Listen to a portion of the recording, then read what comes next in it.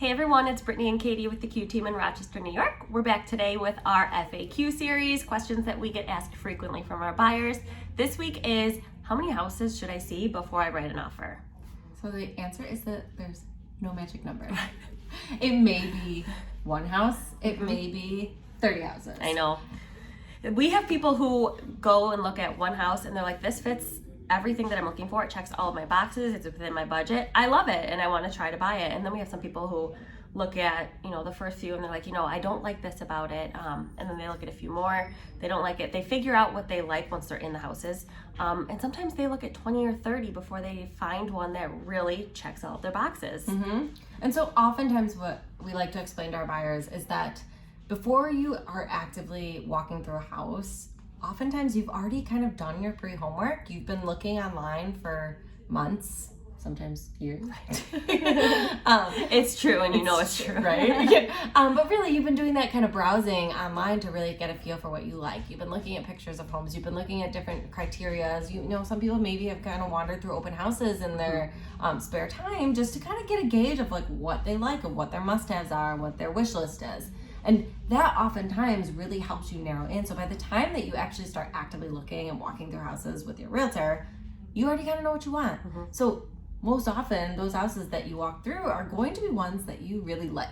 They're more of a fit. Yeah, I'm like, this is it. Unless there's something that you didn't expect, whether the rooms looked bigger in the pictures or something that wasn't pictured.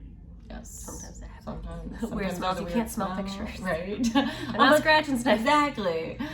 Those are the types of things that may, factor in when you're looking through a house that you thought you might like, but you end up not. Right. But oftentimes you may very well find yourself that you walk through and you're like, this checks so many of my boxes. I'm like, yeah, of course it does, because you wouldn't be wanting to see it at this point unless it did. And people always get so nervous. They're like, but it's the first one I've seen. Like, is that even a good idea? And I tell them, like, how lucky is that? The first one that you saw checks all of your boxes. It has everything that you want. It's within your budget.